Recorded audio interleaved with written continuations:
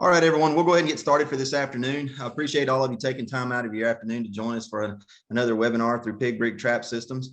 Tonight, as we get kicked off, I want to make sure that everyone is aware. Marshall, if you would give us a wave of your paw there, that Marshall's our trap support manager, and he'll be monitoring tonight as we go through, and as we get toward the end of it, be chiming in on some of the Q&As that you may have. So that's one of the things we want to draw your attention to as we get started is the Q&A or the chat feature that's in the options tonight. So as we're going through, if you have any questions that pop up, just drop those questions into that Q&A feature, and we'll address those when we get to the end of the event. So what I would like for you to do, just to make sure that everyone knows where that feature is at, just drop us a real quick hi in that feature, so we can make sure that you can communicate with us and that we can keep up with what your questions may be. So while Marshall's monitoring that, a few things that we want to do is make sure that you are aware that this is an availability that we have through Pig Brig Trap Systems for you to join us once a month to go through topics that we're going to cover specific to what you may be seeing or what may be out there in the news. Some of those things that we'll address could be popular items in the news as well, and then we also could be covering some things that's specific to your Pig Brig system or to just general management in mind. So first things first, this is what we have that's coming up in the near future that'll wrap us up through the 12-month period that we've been working on these webinars, and something that you may want to take note and jot down on your calendars there. A couple of things that we want to make sure that you're aware of before we move on is the September one. We're really going to get nuts and bolts on this thing with baiting and bait selections. This is where we really need to put the rubber on the road and get ready to gear up for that fall and winter trapping season.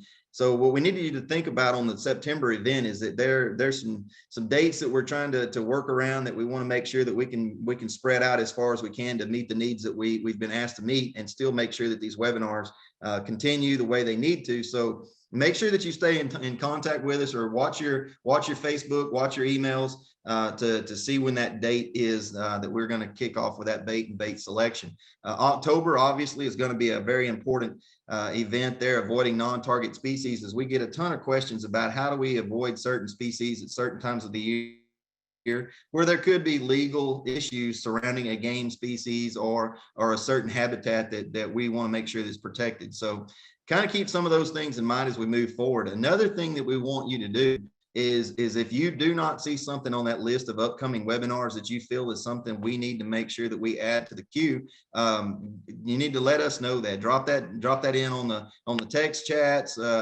Q&As, or give us a call, shoot us an email to pigbrig.com, and we'll make sure that we get that webinar in the queue to make sure we address the needs that you may have. Other things that's not listed on there that you may think we need to add to that queue is something that we may have already done. Whenever we do these webinars, we record them. That way, those that couldn't join us on the night of the event can go back and get that information off the recorded event. So check out pigbrig.com and get those webinars. If you don't see one there that you need to find out a little more information on, we may already have it recorded for you, and you can take that and turn that into a sure enough entertaining night whenever you can sit around with all your friends and learn about pigs. So with that, what we're going to do, we're going to go ahead and get into the event and tonight. And what we're going to do tonight, last month, we talked about pigs and agriculture and how pigs impact agriculture and basically our bottom line and our supply chains and things of that nature. Tonight, we're going to shift gears a little bit and talk a little bit about the pigs that are in those urban landscapes or in those fragmented landscapes that may be adjacent to large population centers or away from where someone may live. So getting straight into that, basically, whenever you start any project, whether that be something that's dealing with animals, or it could be any project that's there, you have to know some of the foundations, some of the origins of why we are facing what we're facing. And some of the things that we need to think about whenever we look at urban foundations is, one, a lot of those population centers have been there for centuries, and we need to think about what was the foundation of that urban center. And obviously, whenever we think about the way people got to those locations to build those population centers, they did it either on a wagon or in a boat. So whenever they would get to a place up the river, up the creek, or whatever else, and it could have very well been that they found a suitable location where the boat just couldn't go any further, and that's where they started out. It could be too where they were using wagons across the landscape and they found a body of water, creek, river, something of that nature that was out of its banks and left them no choice but to set up for a while until that water went down, or to wait a season or whatever the case may be. And they just ended up staying in that given area. But the bottom line is urban foundations in most instances was built in a location because it had that life-giving ability of having water in abundant quantities there. So when we think about that with regard to pigs, we build an area, and pigs were brought in as a livestock species as they started to populate. People started to populate these areas. So as over the years, whenever that domestic livestock species became feral, then they really didn't have to move much because they had everything they needed right there at that given area. So when we think about the term feral, what does that really mean? We have feral dogs and cats and horses and cattle and everything else. So what does it mean to be feral? And what that term refers to is that species has lived at some point of its life as a domestic animal. And when it can live as a wild animal without the inclusions of human activity, then it is therefore feral. So basically, if a pig can make it on its own for about a month without human involvement, it's either going to do one of two things. It's going to survive or die. So when we start thinking about pigs in those areas, we need to think that they're there because they have those amenities that they need to sustain life. So other things that happen whenever we think about foundations of urban environments is that we remove a lot of the competition that's there. We remove the predators. We remove the negative things on their life cycle that's going to cause them to die, basically. So when we get to an area that may have been a high infestation of coyotes or bobcats or mountain lions or bears or whatever the case may be, yeah, typically we don't want those there because they are going to be a detriment to our livestock species. And over the generations, whenever those predatory species were removed, that just took that much more of a restriction off those animals. Although, given the fact that when pigs get much past the weaning stage, they don't have any natural predators anyway. So, and now we see that cities are starting to sprawl into new links. They're getting into new areas and places that they've never been before, and they continue to expand in that area. And as we expand those urban centers, the thing that we have to do with expanding urban centers is we obviously have to feed the populations that's there. So when we think about feeding those populations, the only way we're going to do that is to convert wild lands into productive locations where we can grow food crops. We can make sure that we sustain those population centers. So whenever we convert those wildlands, we obviously introduce agriculture. Well, in just about every instance that I can think of anyway, whenever you introduce agriculture, the productivity of that land goes through the roof exponentially with regard to nutrition. So now whenever we have lands that have become much more productive, then now what is that going to do to our reproductive potentials for pigs? So nutrition is what drives that reproductive wheel. So whenever we start to convert land and introducing agriculture on large scale into what used to be a wildland environment, then the pigs aren't moving out of the area. They're just going to acclimate to what now is there. And in a lot of cases, it's a lot better for them than what was there originally.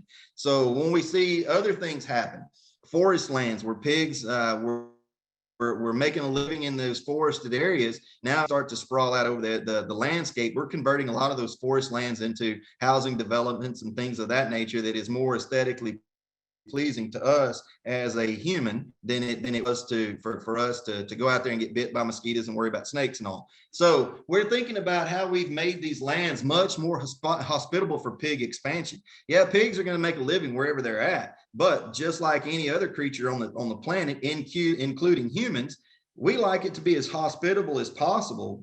Pigs are no different. So whenever we see that urban expansion is taking place, pigs are sitting back and they're happy about it as well, because that just means they have to work less in order to find the nutrition that they need, to find the water that they need, and that there's that decreased level of natural predation that's there for them to raise all the little pigs that they want to raise in that area. So we start thinking about some other situations that are there. whenever we make these these urban centers, we wanted to make them as quickly as we can. We wanted to put as much agriculture as there as we can. We wanted it to support the growth of the people in that area. And now in some situations, we're kind of reverting back a little bit, if you want to call it that, because a lot of the places that you go into cities now, you can see it on the news or in the magazines or anything like that. They want to bring the nature back to the city. We want to see more little wild critters running around in the city. It just makes us feel good. And that's great. I mean, I'd like to see those little wild critters all over everywhere. But whenever we start bringing nature back into the city, what do we have to bring to attract that nature? We have to bring habitat. We have to bring things back that's going to hold them in an area for a given period of time. Other situations that we see in the urban or high population centers is very inconsistent management. Whenever we think about inconsistent management in those population centers, a lot of times that management is based on a program set in place to provide funding to do a given task. Well, just like a lot of other places of funding, it's there for a short period of time and then it goes away. Well, in the situation with pigs, we may get that program or that financial incentive to go out there and manage populations of pigs and knock those populations down to more acceptable levels. And then when that funding goes out, we have a problem on our hands, because yes, we have a lower population, but in that lower population, what typically happens to the landscape around there, the environmental conditions, they increase exponentially. They get far more productive. They get far more, I guess, attractive to the pigs themselves. So whenever you have a low population of animals on an area with ample nutrition, what happens productive will? It goes into overdrive. What used to have a litter of 4 little pigs now may have a litter of 8 little pigs, because now they have the nutrition to sustain a higher litter size, a more consistent gestational period. The nutrition is there for those piglets because there's ample nutrition on the land. So it doesn't take very long at all, because of inconsistent management, basically the ebb and flow of management, to see those populations respond extremely quickly and take over a location to populations that were even in excess of pre-management strategies. So the other thing that we need to kind of think about there too is, now with those, the number one life-giving nutrient that's out there is water. And we still have that water situation there in much more of an abundance in those urban centers. And we'll talk about that a little bit more as we go forward. But it's just an absolute plethora of things out there that is working in favor of those pigs in that area or in those urban areas. And one of the main ones is, I mean, we like to see our sporting fields, our locations, our recreational locations, your golf courses, soccer fields, everything like that, having that lush green grass, which obviously that's going to have to be irrigated land. Whenever we start irrigating that land, the productivity of that land goes through the roof. And yes, pigs are omnivores. They're going to be in those areas looking for not just the roots of those plants, but they're looking for anything in there as far as invertebrates and things of that nature. So makes the food so much more easy for them to find. Other things too is that we see a lot of people out there that they still are feeding their pets outside, and that's good and fine, and you do what you need to do. But whenever you're thinking about how many tons of pet food goes out in an urban environment on a single night, what are we really feeding with with that pet food? We're feeding a ton of raccoons if it's left out overnight. Whatever the dogs and the cats don't eat by dark needs to be picked up and taken back inside, so we don't have that nutritional incentive setting outside for those wild species to take advantage of. And we're seeing that all over everywhere. Other things that's out there is wildlife feeders. I mean, we like to see those birds. I definitely enjoy seeing the migratory flocks that are coming through, those populations that kind of give a different look to I guess the landscape. But in those bird feeders, yeah, those birds are messy eaters. Whenever they knock all that seed on the ground, you're going to see a lot of other indirect beneficiaries of that seed falling on the ground. That may be squirrels or raccoons or definitely pigs. Urban gardens, we see a lot of these green areas that they wanted to try to improve the location, and that's great to look for ways to make a habitat a lot more appealing and a lot more desirable to be in. And there's nothing more that lifts the spirits than dirty fingers. I mean, whenever you get out and you work with your hands and you get to see things grow, makes you feel feel good. And there's a lot more of these urban gardens that are going into places there that may be floral gardens or vegetable gardens. It really doesn't matter. It's just an increased productivity location where those pigs are finding the nutrition that they need, and they're not bashful about coming out there. And then obviously too, as we see population sprawl and urban locations expand, there's going to be more need for landfills. We've got more trash. Unfortunately, there's a lot more happenings out there that I think are negative whenever we see people not show any regard to where they put their trash, and it's just scattered at random. Pigs are definitely one to take advantage of that, but unfortunately they don't know how to use a trash can either. So it's just a nutritional availability for them, and they're going to continue to use that as long as it's provided to them.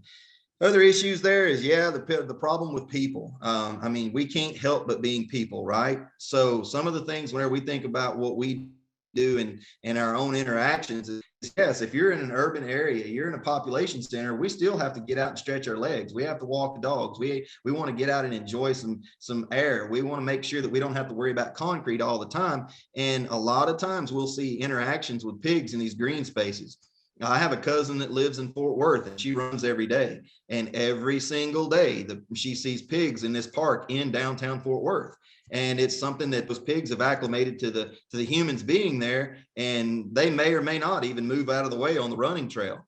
Now, luckily, they haven't showed any aggression to this point, but the situation is that human interaction in those green spaces over a period of time, that wariness of humans is just absolutely going to go away, which then comes into another situation that we need to think about, is that do pigs look for an opportunity to attack humans? Absolutely not. Okay. This is not something that they wake up in the morning and saying, yeah, I'm going to go chase down a couple of joggers today and see what happens. That's not going to happen.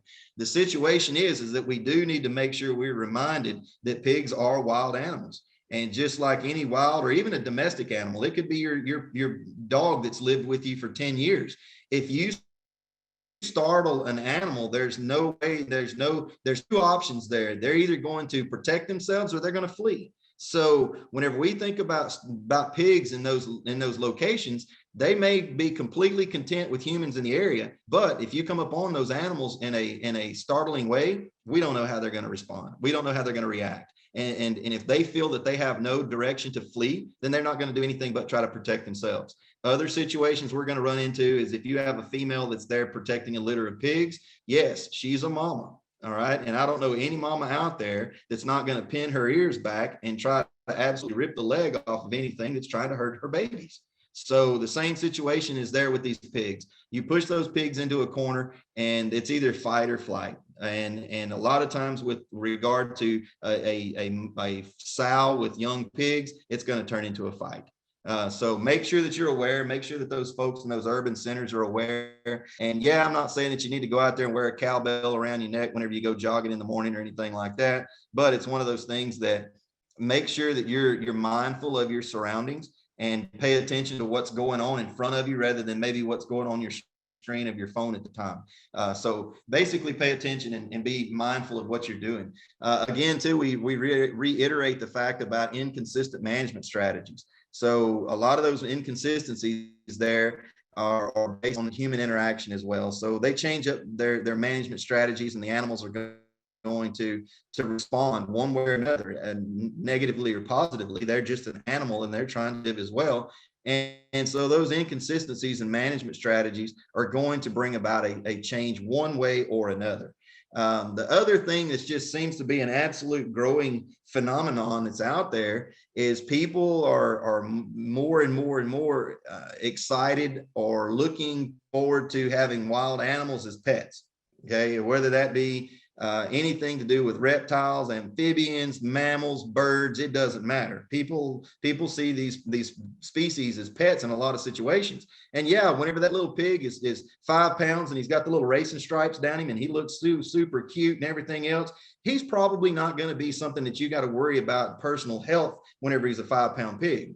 But the more and more people view these animals as a pet, then the more they acclimate to human behavior. And the thing with pigs, they're just like puppies and they grow up. So whenever that 5-pound pig turns into a 300-pound monster that has lost its fear of humans and sees people, like in this picture on your right-hand screen, that side of the screen, where they see people as a viable option for a handout, and you don't give that handout to that pig, are they going to lose their temper with you? Possibly.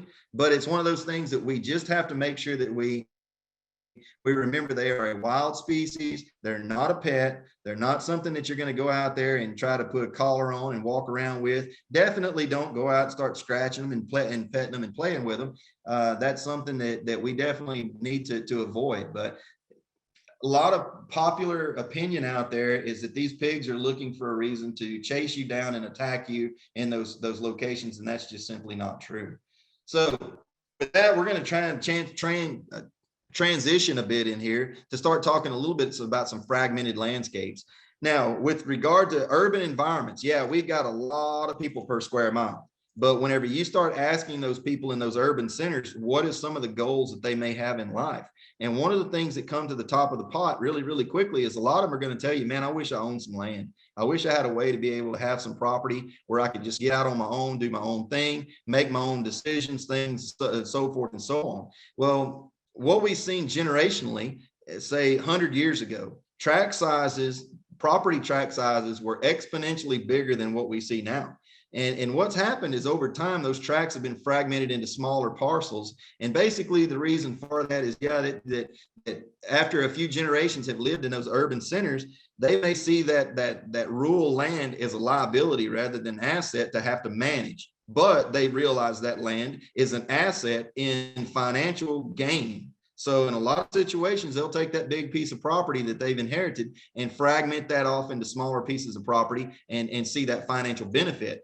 We've got a lot of situations with that. We've got a lot of concerns with that with regard to management, because if you think about it, it says that in that bottom bullet right there, single land management approaches become many. And if you look at that picture on the left-hand side of the screen, that is a form of fragmentation. But what I want you to see, the correlation in there, is look at the different crops that are in that fragmented landscape, the different colors, the different shapes of the land, things of that nature. That's exactly what you see in fragmented land. You're going to see different approaches on every single piece of property that's out there, where traditionally that land may have been, as an example, 1,000 acres with one owner on that property. Then whenever we start seeing land being fragmented out, that same 1,000 acres may be fragmented into parcels of 5 to 50 acres. Well, the beauty of land ownership is now you have a say-so. You are the shot caller. You can do what you want to do. And in a lot of situations, what we're seeing with land fragmentation, where that 1,000 acres previously was one management strategy, now on that same given 1,000-acre tract size, we may now have anywhere from 5 to 50 different property managers that are there, because that's who owns the land now, and they can do what they want to do. And we do have folks that are out there that have that ability. Now they have that ability to say what goes on that property management wise, and elect not to manage pigs at all on a given piece of property, which creates sanctuary situations in a vast expanse. And with that, what we see with pig behavior, pig biology, hogs respond to levels of pressure very, very, very rapidly. Okay, I can have a piece of property that adjoins Marshall, and whenever Marshall goes out there and he's heavy on the management on those pigs, and I share a fence line with him and I do nothing to the pigs on my property, they're going to act absolutely different from one side of the fence to the other, and we literally share the fence line. So whenever we see pigs responding to levels of pressure, they're going to do it in a very quick succession. So if I'm the one not managing those pigs, then what do you think they're going to do? Where are they going to spend a lot of their time? They're going to come to those areas that have low pressure, they have low influence there. They want to be lazy, they want to lay around, and they want to be pigs. Okay, whenever they go on Marshall's land, they got to keep their head on a swivel and make sure that they don't end up barbecue material. So we need to kind of keep that in mind, is that land management strategy there. Those pigs are going to respond to it in a quick succession. So what'll happen is that they'll settle in these safe areas, and whenever they're in those safe areas, and they'll extend out from those sanctuary areas at night or during periods of low pressure to feed. And what's going to happen there is that at night, whenever that pressure on Marshall's property goes down, those pigs are going to extend themselves out. They're going to get fat and happy off of Marshall's good management, and they're going to come back to my area of sanctuary, and that's going to turn into a breeding facility. They're going to lay up all day long and be pigs and think about making more pigs. So the issue is there that that a single sanctuary area that may only be a handful of acres can negatively affect land management over thousands of acres, how far those pigs can travel in a given night. But in this situation, and like I said before, is that the beauty of land management is you can make those decisions. You can decide whether or not you manage those animals or you don't. And I understand. I mean, that's that whenever we're talking about managing pigs, we're talking about removing the species off the landscape. So it is definitely a decision that no matter what, we don't need to take lightly, but we need to understand that there is that need. Okay. So with that, we're going to still kind of keep the ball moving here.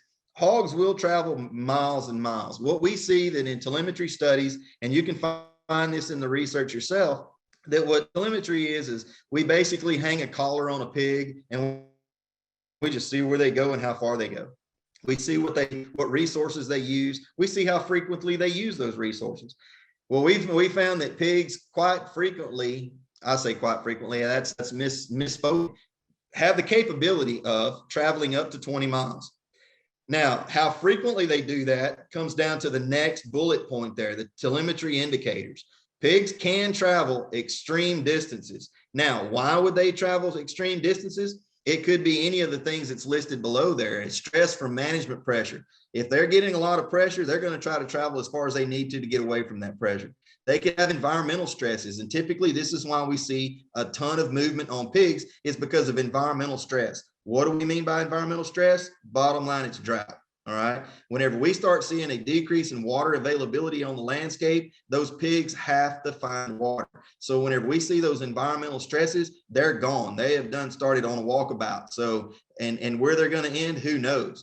And then also too, we're going to see them behave a little bit differently whenever they have reproductive stresses. And what that means is that whenever those sows have pigs on side, whenever those pigs are nursing, she has got a heck of a lot more nutritional requirement on her body in order to be able to feed those piglets and raise those piglets off. So she may not be able to find adequate nutrition in a given area that she has typically stayed for a prolonged period of time. She has to move. She has to make sure that nutrition. So telemetry indicators there are pretty much all over the board, but it's just about every situation, there's some type of stress that's brought about that movement of those pigs across the landscape. And then that last bullet there is the number one thing on the list is availability to water. And humans add water to arid areas, attracting hogs. Last month, we looked at the impacts on agriculture, and we put some pretty heavy emphasis on the availability of water. And whenever we start thinking about the arid locations around the country, West Texas, Western Oklahoma, all the way up through Kansas and Nebraska, some of those places that are out there in Arizona and so forth and so on, that we see in pig populations expand, we look at why are they now expanding when before they may have not even been existent there. Well, one, they get there because of a lot of times illegal transportation. But once they're in an area, the only way they can expand is if they find the nutrition that they need, if they find the water availability that they need. Where those areas could have very well been arid in all definitions of the word for prolonged periods of time, but now through land fragmentation, whenever somebody buys a piece of property that is void of a resource that they want, they add it. So whenever they buy a piece of property that is void of water, then the first thing they do is they get a drilling crew out there and they bore a well. Well, and the reason why they put water on the landscape is why did they buy the land in the first place? They either bought the land is that they aesthetically, they wanted to have it to enjoy wildlife, to enjoy wildflowers and things of that nature, or they wanted livestock. So if you're either way, whatever reason you bought the property, you bought the land, in the situation of desirable species, how far apart are you going to place water sources for those species that are of focus? Basically, go into the example of a cow. If you got a cow in an arid environment and there's a chance that she dies first, how far apart are you going to put water supply or water sources? If she gets hung up in the middle between two water sources, you want to make sure that she can make it to one or the other before she dies of thirst. Well, if she can make it to one or the other before she dies of thirst, then all we've done is made arteries across an arid landscape for pigs to occupy.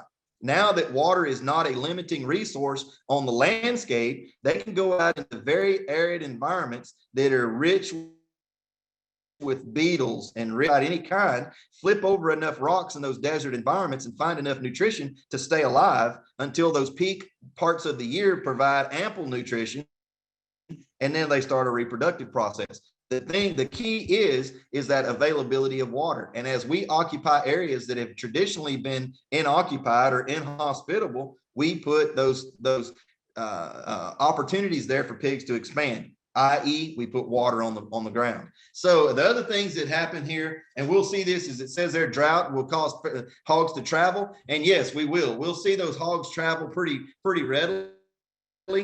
The things you need to think with regard to hogs is I hear people all over the country say, well, man, I never had hogs until last year. And then all of a sudden they just came from nowhere. What the heck happened? Where did these pigs come from? Well, in some situations, they may have been there the whole time. They were nocturnal or whatever the case may be. But what we see in those situations almost all the time is that pigs that occupy an area that they have never been in before, it come about because of some kind of a stress, typically an environmental stress. Whenever we see pigs have an environmental stress, which means again too, drought. If we have pigs that are trying to live through a drought, they're obviously going to stay close to water. Whenever they stay close to those creeks and to those rivers, they're going to run those riparian areas to make sure that they stay alive. They may run those riparian areas for very, very long distances and get to places that they've never been before. And as soon as the land starts to recover from that drought, when it starts to rain and it starts to be more beneficial for them to come out of those travel corridors, then they're going to set up home wherever they're at. And it may very well be somewhere that they've never been before. But in many, many instances, we can track back pig occupation into new areas because of an environmental stress and those animals trying to travel in order to just stay alive. So other things that we touched on a little bit last week as well is out with the good and in with the bad.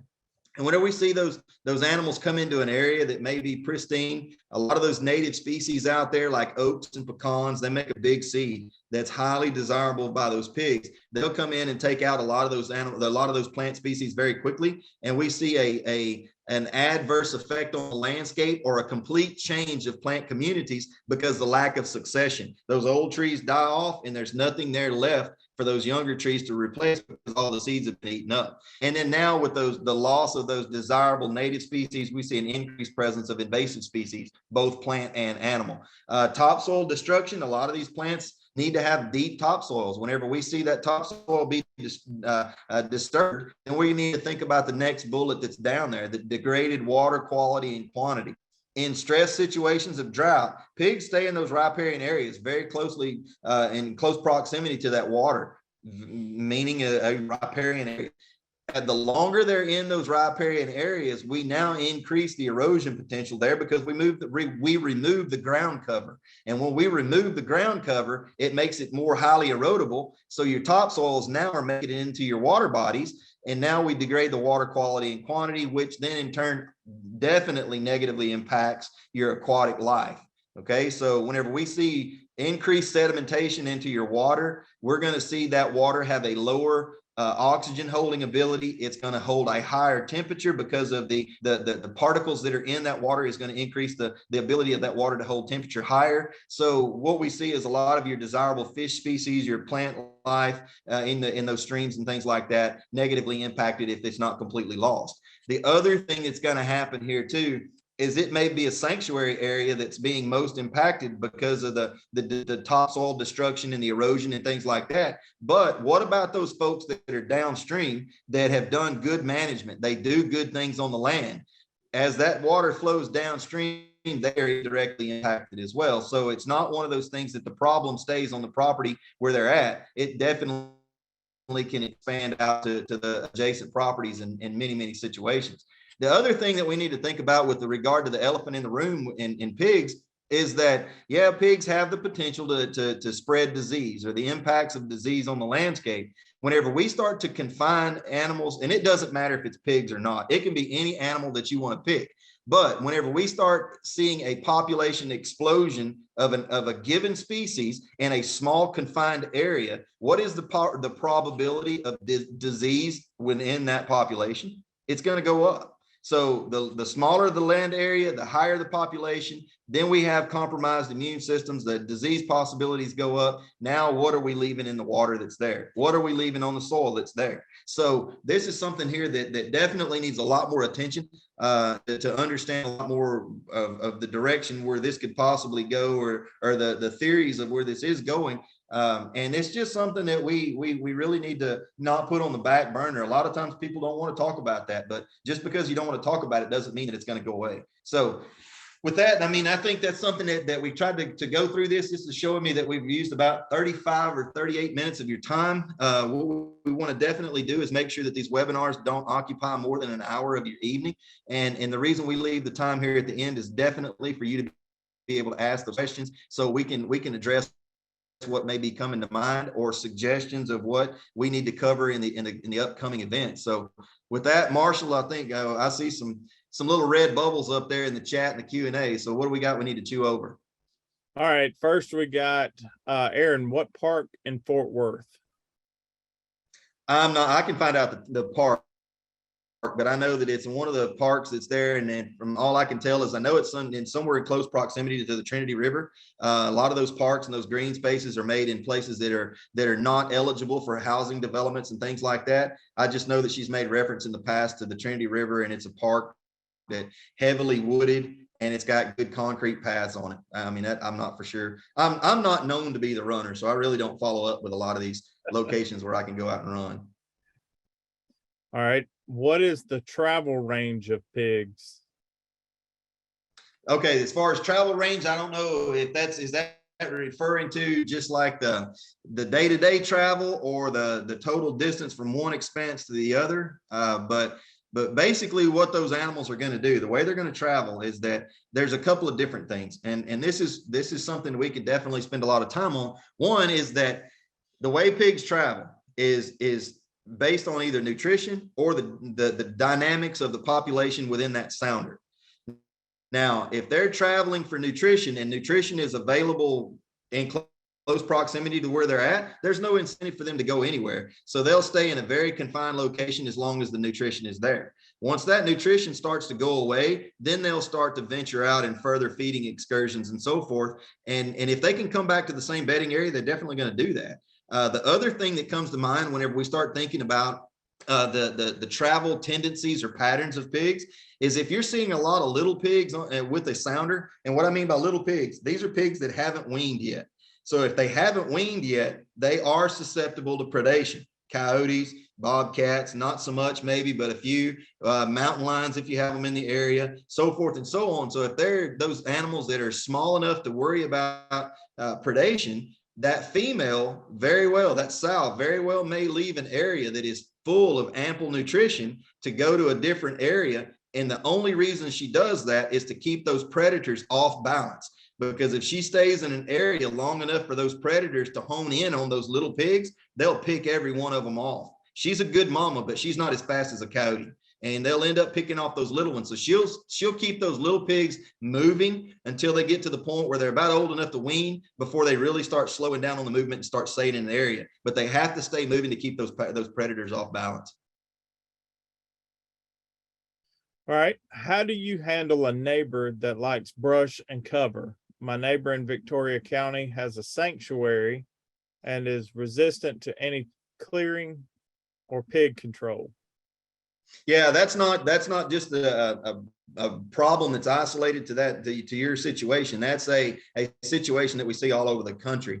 And one of those things that we have to do in that situation is you really can't go into that conversation in a negative manner. Bottom line is there's probably not much you're going to tell them to be able to convert to your way of thinking or the management way of thinking. Unfortunately, in a lot of these situations, what's going to happen is that there has to be a reason why they bought the piece of property or they occupy that piece of property. There has to be something desirable that makes them want to keep it. So basically, the bottom line is until they see whatever it was desirable about that piece of property go away, then there's going to be no incentive for them to do anything. So if they bought that property to see native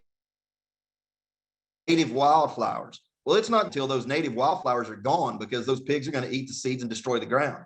If they wanted to see it because they wanted to see quail coveys in South Texas and Victoria County, then it's not going to be long, because of nest predation of wild pigs. They're not going to have quail on that property. The quail are going to go away.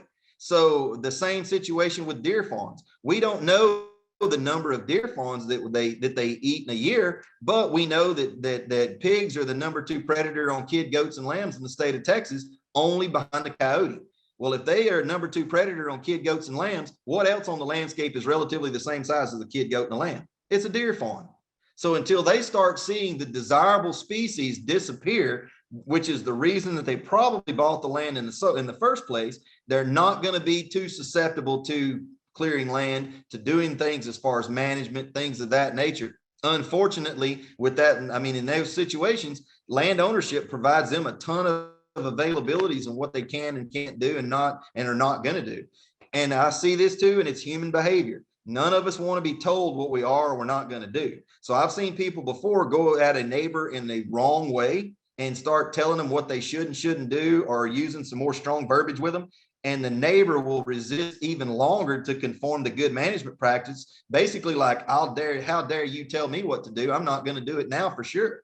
So unfortunately, in those situations like that, we just have to wait until they lose the desirable traits of that land and start coming around to, why are you now seeing more quail? Why are you now seeing more wildflowers? Why are you now seeing more deer fawns? Whenever they start asking those questions, they are opening the door for you now to give them ideas about what they need to do to manage their land and manage their pigs. So there's more than one way to skin it. We just have to make sure that they're willing to open the door to help to be receptive to those ideas. All right, this one, I know you have a picture of this that you show in other presentations, but can hogs drink water out of a concrete water trough 2 feet high, or do they need water in a depression or tank? Absolutely. And that's one of the things. Actually, today I was in Washington County, Texas, in Brenham, where the great Bluebell ice cream is made. And this is one of the things that we cover about water and contamination of water is the picture he's referring to. Is, yes, we have a whole sounder of pigs that are lounging around in the swimming pool that's out there for livestock. And yes, they can do that. Now, one of the ways that they'll do this is, and many think, well, the pigs can't drink out of that trough, so they'll end up dying of thirst, and they're not going to be able to make it up that high. And that's not correct, because what will happen, and this is something we can show you in much more detail, is that whenever you have that dominant female or that adult female, what she'll do to water those little pigs out of a tall trough like that is she'll flip that water up over her back with her snout and let the water run down her back, which then runs down her back legs. And those little pigs are drinking it off her legs as it's running down her body. So if you got those higher water troughs and things of that nature, as long as those large animals can still drink out of it, the rest of the sounder is going to be able to do the same thing. So it's a learned trait. Again, too, we're not dealing with a dumb animal. Very, very intelligent animal that figures out a lot of things of how to sustain their life and how to promote it, regardless of how inhospitable it may appear to be. But that is, yeah, we see this a lot of times in those areas like we're talking about in West Texas. There you got these tall, 2 foot tall concrete troughs, and those pigs are just as happy as they can be drinking out of them. All right. I've seen that when I trap in a spot for a few weeks, you're saying that pressure will keep them from coming to the trap. So I've been moving my pig brig to several areas. Should I continue this method? Yes. Yeah. The short answer is yes. Now we'll explain why that answer is yes. One of the things that we did when I was still working with Texas A&M University, we looked at the duration of trapping in relation to your effectiveness while you're trapping. So what we've seen is that say if you catch a pig tonight and your pig brig goes out and catches you 10 pigs tonight, okay, how long do I need to keep trapping in that same location before I need to move that trap, or before I need to back away from those pigs? And the answer to that statistically is you don't want to go after those pigs more than 5 nights at that given location before you back away from them. Now, whenever I mean back away from them, you may not have to move the pig brig. You may just go put it back into conditioning phase. So what we do is we see that people will go out and they'll try to trap pigs every night of the month. And then you ask them, okay, well, what nights of the month did you catch pigs? Well, I caught them in the first week. That makes perfect sense, because at whatever you haven't caught in those first 5 nights of active trapping, you're probably going to be educating those pigs. That's why it's imperative that we correctly condition those animals to hit as many as we can in a very short period of time. So the analogy that I use on this whenever I'm talking to groups out there, and I use it again today in Brenham, is that you kind of look at pig trapping almost like a boxing match, right? So in a boxing match, do we have one long round, or do we have multiple short rounds? Well, obviously we have multiple short rounds. Why is the reason for that? Because if we only had one long round, the efficiencies of those boxers would decrease after about 3 minutes. They're going to get fatigued. Okay. So that's the reason why you have these short rounds where you can go in there and you can hit quick, you can stay highly effective, and then you back away and you get a rest. And then you go right back and hit it again. So whenever we hit those pigs, from the time you start catching, you want to do no more than 5 nights. Now, whether or not you move the trap to a different location, that's up to you. But what I do is I'll trap those pigs in a given location, catch pigs for up to 5 nights. Then I'll lift my nets back up and I feed that trap one more time. Once I go back to the conditioning phase, I feed that trap one more time. The reason for that is that whenever I feed it one more time, the last memory that the pigs have that I did not catch is a positive memory. They got a free meal again. So I may only stay away from them for 2 weeks before I go right back in and I hit them again. If I do that by giving them that one more free meal and backing away from them, that's going to extremely shorten the conditioning period the next time you go at them to catch. So that way, if you want to try to go to a different location and trap that during that 2-week hiatus at that given spot, go for it, definitely. But the big deal is don't stay in a given area too long and let those pigs get smart to what you're trying to do. Hit them quick, back away. So it basically short duration, high intensity, and then give them a break. Break may only be 10 days to 2 weeks, and then go back and hit them again. So your efficiency stay high. Good question. That looks like all of them. Okay. That's definitely good stuff.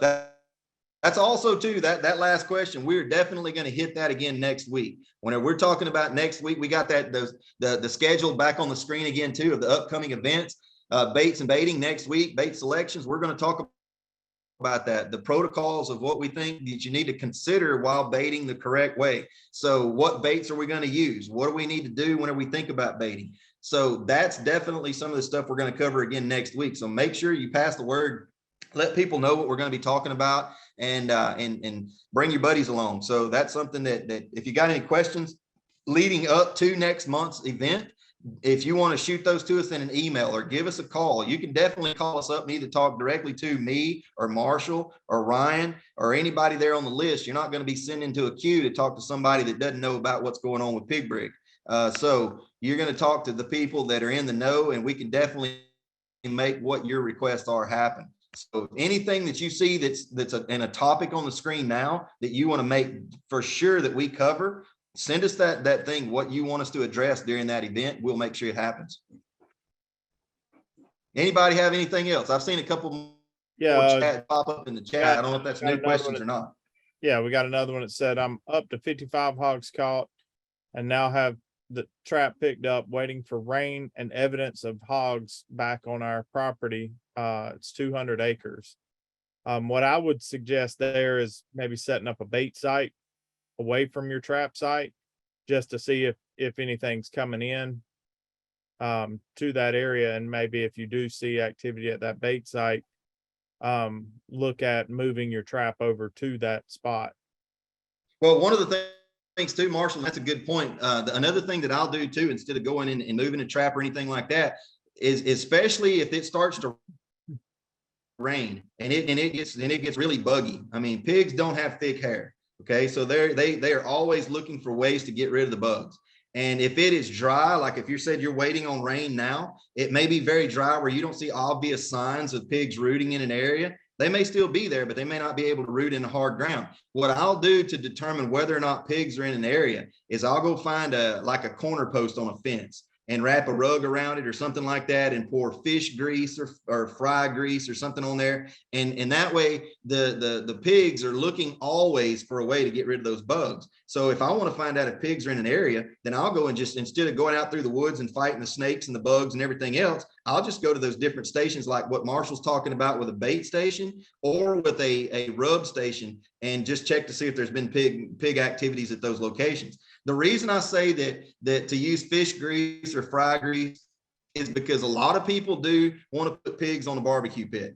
And we have seen the evidence of petroleum oil or burnt motor oil or whatever else show up in meat tissue if those pigs are rubbing extensively on something that's made up or that it's an oil base. The other thing that we don't recommend is that you use any soil contaminant. So if you start getting excessive oil on the ground or anything like that, it's going to stick around in the soil and it's not good for you. So yeah, either use you a bait station, put you up a rug of some kind there, put some oil on it, that they can find some relief from the bugs. And then all you do is go look to see if there's any mud on the rub stations or whatnot. You'll know if you got pigs in the area. So that's something that yeah, you can. And another thing is depending on where you're at in the country, if you have seen where pigs are not active as much now, what kind of agriculture is going on within 10 miles of you? It could very well be that they're harvesting grain. It could very well be that in the coming weeks and months and so forth, the oak trees may start dropping acorns on the ground. So what other possible natural food sources could be in play that could draw those pigs away? It could be artificial food sources, just like your agriculture, that could be drawing those pigs away. The main thing in that situation, though, is do not get impatient.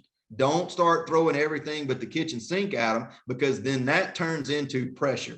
Pigs don't recognize that you're trying to do something one way or another. All they see is the presence or absence of pressure. Anything you do that's out of the norm is pressure. So if you get impatient, there's a very good likelihood it's going to make it harder on you moving down the road to catch more pigs. Oh, believe me, they'll be back. It's just pay attention to the surroundings, pay attention to what's going on, what's happening within, I would say, 10 miles of you. And any big undertakings agriculturally, that could be drawing a lot of pigs. Not to mention deer season. Definite good question. Yeah, and that's a big thing too. What we see all over everywhere is usually Labor Day weekend or shortly before is whenever people start turning on a lot of deer feeders and whatnot, and those pigs are going to scatter to where those deer feeders are. Good question. All right, anything guys, else? Y'all got any more questions?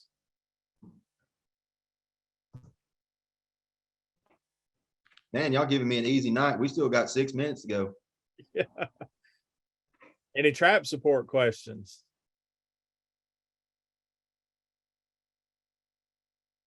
Nothing, man.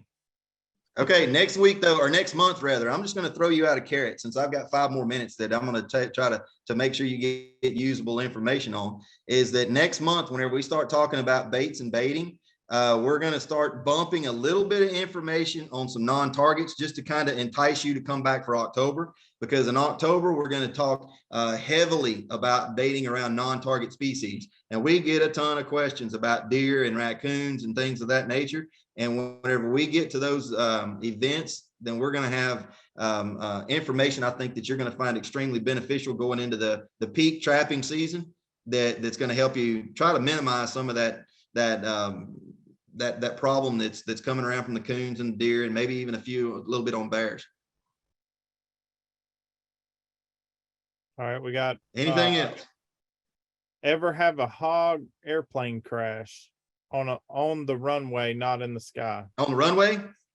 Yeah, and it typically, I mean, it's not going to be one of those, it's going to be a well-maintained runway or anything like that. Sometimes it's going to be on those runways that they're transporting alternative agriculture. If you really want to know that, it's probably not one of those sanctioned runways, but there are some of those times that we've seen some airplane hiccups, where airplanes may not have supposed to been. But then also too, some of these more rural counties that doesn't have adequate fencing around there, that the fences have gotten old and eroded and maybe washed out under them to allow pigs on a runway. It happens. It's not common, but it happens. Commercially though, no, you're not going to have a situation with that commercially, because those fences are checked daily, and in a lot of situations they're checked multiple times a day to make sure that they're in functioning order. So I'm not worried about it whenever I get on a plane, is whether or not the pilot's going to start screaming in there about a pig on the intercom. So, but it's some of those situations where you got very rural airports that may only get checked once a month. Yeah, you need to keep your eyes on it forward for sure.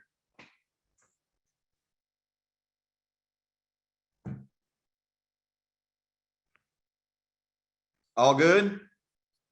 Looks like it. Good deal.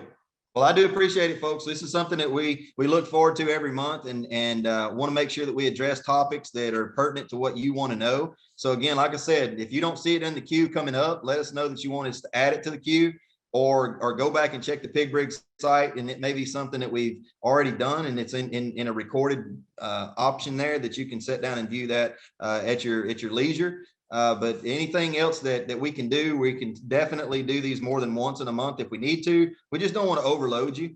I mean, I know you like to hang out with Pig Brig and all, and we appreciate that. So if you're willing to do this 5 nights a week, Marshall, I'm sure you could probably do something. Oh yeah, I'll come up with something. Yeah. All right, folks. Well, I appreciate it. If that's all, then we'll cut you loose, and I'm gonna give you 3 minutes of your life back. Y'all have a good evening. Thanks, y'all.